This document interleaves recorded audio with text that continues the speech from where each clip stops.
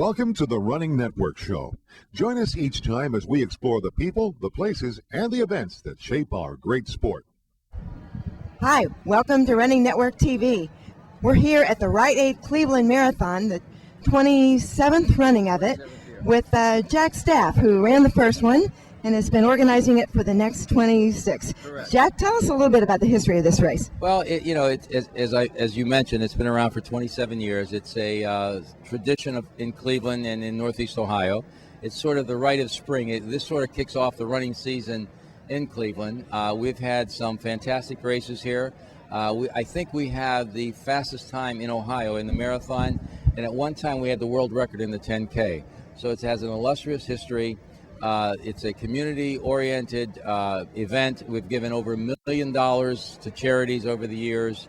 We've had some great runners. We've had Olympians. We were the first race to ever bring anyone from the old Soviet Union. So it has a lot of history, a lot of tradition, and we're very proud of it. And we have a great passion about putting it on, and the people like Rite-Aid and the city have an unconditional loyalty to this race and passion.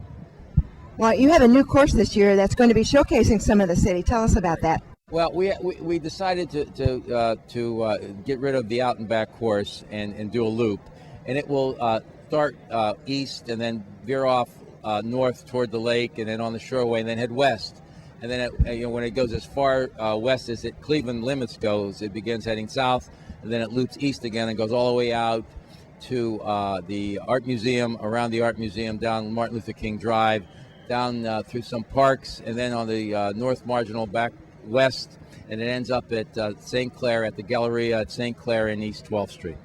And that's not too far from the lakefront, is it? It's we're about 4 blocks away.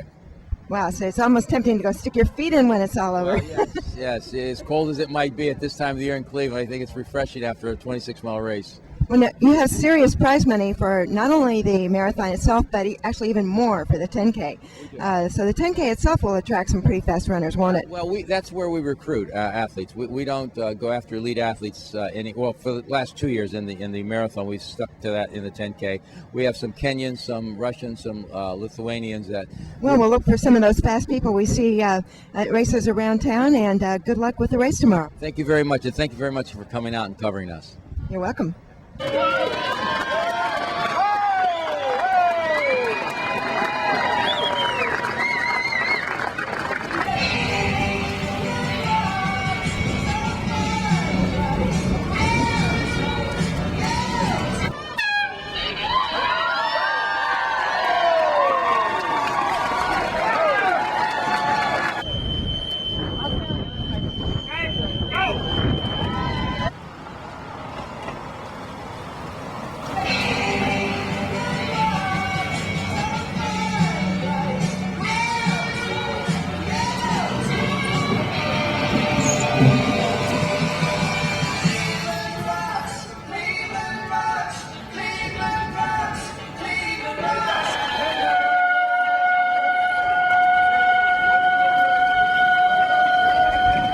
Hi, this is Matt McGowan, editor-publisher of the Run Ohio publication, and we have John Sense with us today. John has been one of the top runners in Ohio for the last few years. Him and Henry Dennis both are training together in Cincinnati. How's that training going, John? It's going a lot better this year, Matt. Taking a little more low-key approach to training this year.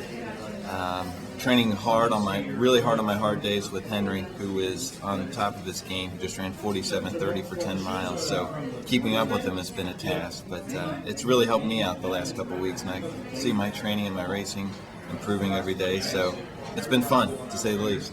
Yeah, the last few years you've been running about 100 miles a week and really kind of pointing for the marathon. But it seems like right now you're kind of cutting back and just enjoying running a little bit more and going for the shorter races. Is that correct? You've got it. Training's been fun. Not running 100 miles a week and killing yourself and dropping it down to the 80-mile range. Still sounds like a lot, but it's a big difference. And it's not only been fun, my legs have felt a little more pumped and a little more juice in them. So we'll see if the old dog's got a couple more races left in him.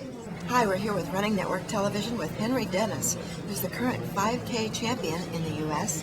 And just today at the Cleveland Rite-Aid 10K, came in 8th with a time of 31:10. Yep.